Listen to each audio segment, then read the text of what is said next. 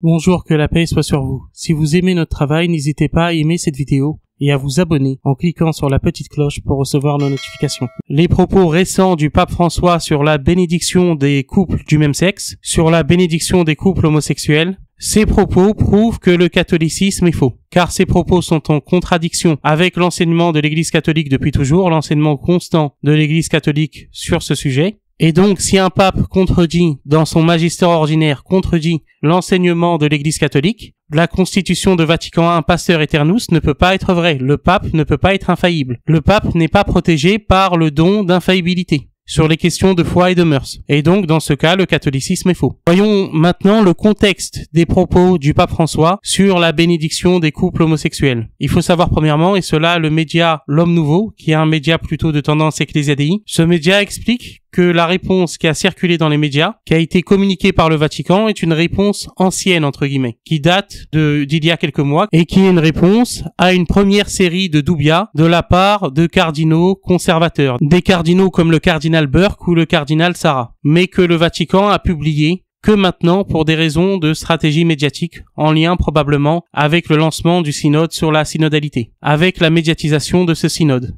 Donc ces cardinaux, il y a quelques mois, ont posé des questions, ont émis ce qu'on appelle des doubias. Des doubias, ce sont des questions qui sont posées ici dans ce cadre au pape par des cardinaux. Dubia voulant dire en latin doute.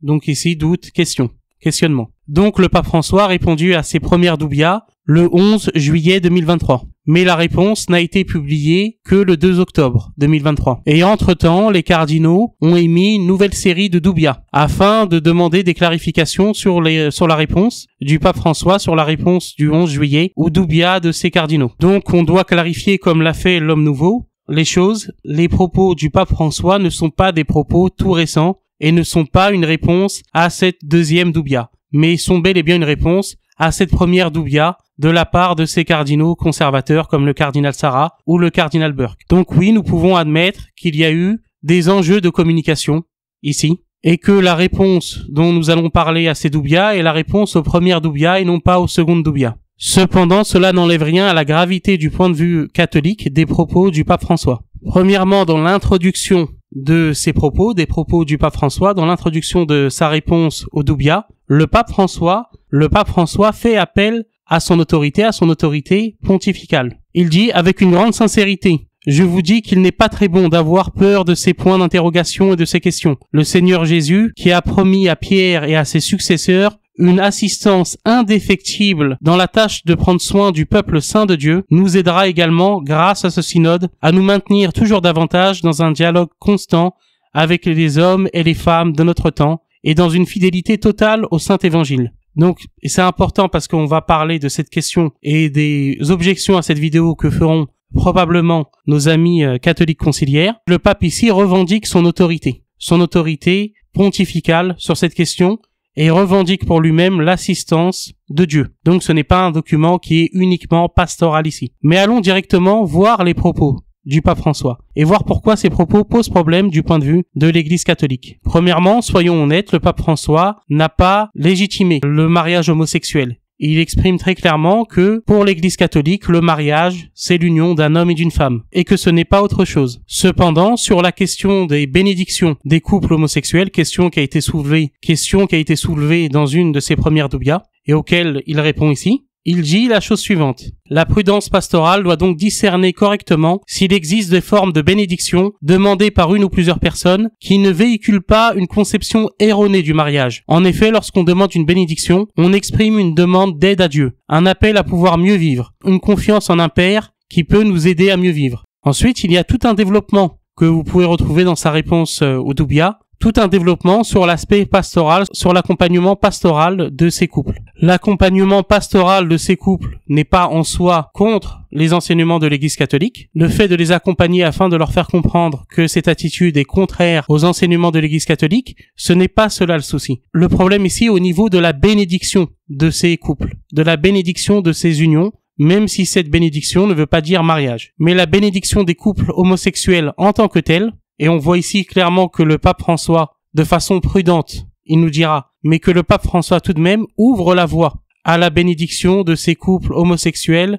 sous certaines conditions. Ceci est contraire à l'enseignement de l'Église catholique depuis toujours, car l'Église catholique a toujours condamné le péché, sans forcément condamner le pécheur, mais en essayant de l'accompagner, de l'aider afin qu'il arrête de commettre ce péché. Et l'aider, ça peut passer notamment par des sanctions au niveau ecclésiastique, au niveau de la discipline de l'Église, notamment en privant un pécheur public de recevoir la communion, qui a une très grande importance dans la vie de l'Église catholique. Non pas de le punir pour le punir, mais de le punir afin de lui faire réaliser la gravité de son acte, de l'acte qu'il pose, et afin qu'il revienne, qu'il se repente par le sacrement de confession notamment. Mais l'Église catholique n'a jamais encouragé dans toute son histoire le fait pour des homosexuels de vivre en couple. Parce que soyons clairs, l'Église catholique, d'ailleurs comme l'islam, ne condamne pas des personnes qui ont des envies homosexuelles et qui luttent contre cela.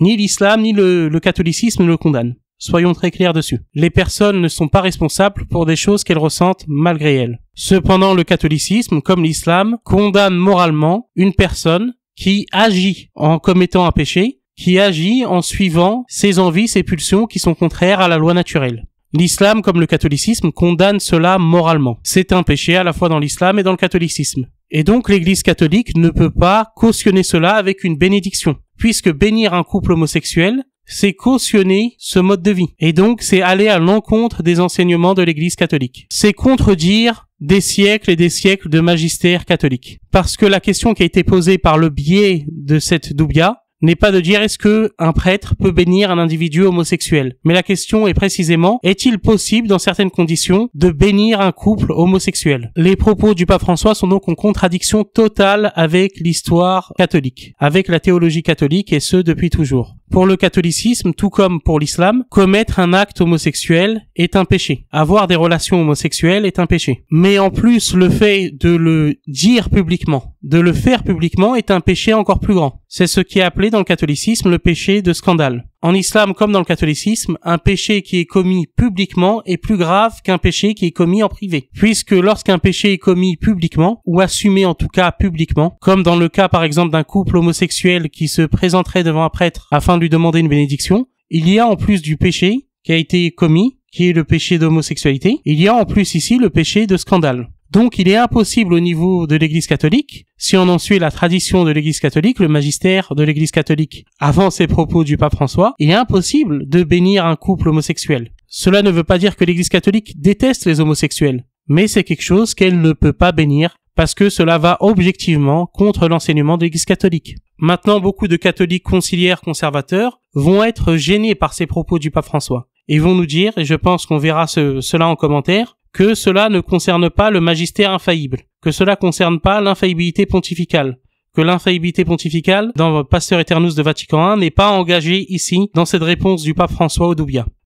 Il faut savoir, comme nous l'apprend Adrien Bozzi, qui est certes sédévacantiste, mais il cite des documents du magistère que vous pouvez retrouver. Adrien Bozzi nous apprend dans l'infaillibilité pontificale, dans son livre L'infaillibilité pontificale, que le magistère ordinaire également est sous la protection de l'infaillibilité pontificale selon lui, sous la protection de l'infaillibilité pontificale telle que proclamée dans Pasteur Aeternus. Que cela ne concerne pas uniquement le magistère extraordinaire. Et je sais que, comme à chaque fois, dès que je cite un auteur sédévacantiste, les gens vont être très méfiants. Mais ici, il cite un document du magistère que vous pouvez retrouver vous-même. Ce document qui est une citation de l'encyclique de Pie XI, de l'encyclique Mortalium Animos. Je cite. En effet, le magistère de l'Église, lequel, suivant le plan divin, a été établi ici-bas pour que les vérités révélées subsistent perpétuellement intactes et qu'elles soient transmises facilement et sûrement à la connaissance des hommes, s'exerce chaque jour par le pontife romain et par les évêques en communion avec lui. Donc ici, on voit bien que le magistère ordinaire s'exerce chaque jour. Et que ce magistère ordinaire a un but, c'est de protéger l'humanité de l'erreur religieuse. Si le pape n'était infaillible que quelques fois par siècle, comme le disent certaines personnes, comme le disent certains catholiques conciliaires, alors l'infaillibilité pontificale n'aurait aucune utilité. Cela ferait que les propos du pape pourraient être ignorés ou réinterprétés ou étudiés critiquement, et qu'on n'aurait à écouter le pape sérieusement que quelques fois par siècle, lorsque le pape daigne exercer son magistère extraordinaire. Comme vous pouvez l'imaginer, cela n'est pas logique.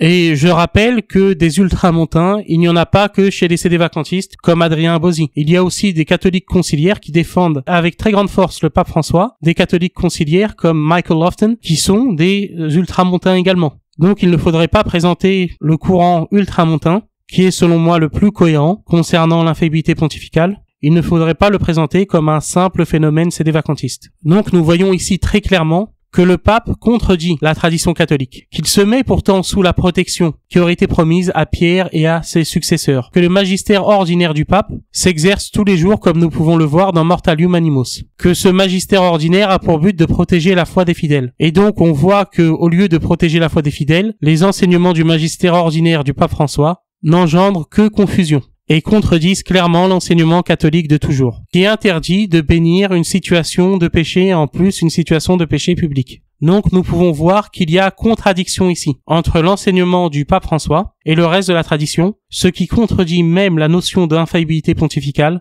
et ce qui fait que le catholicisme est faux. Par ses propos, le pape François donc montre que le catholicisme est faux. Et donc si le catholicisme est faux, le catholicisme qui est, selon moi, très clairement, la forme la plus cohérente au niveau de l'ecclésiologie du christianisme trinitaire. Si le catholicisme, qui est donc la forme la plus cohérente de ce christianisme trinitaire, si le catholicisme est faux, il n'y a qu'un seul moyen d'aimer Jésus, en vérité. C'est l'islam. Et j'invite nos amis catholiques à s'intéresser à l'islam, à s'intéresser au message de l'islam. Comme le dit le Christ, cherchez la vérité, et la vérité vous rendra libre. Je vous remercie beaucoup pour votre attention, que Dieu vous bénisse et que Dieu vous garde.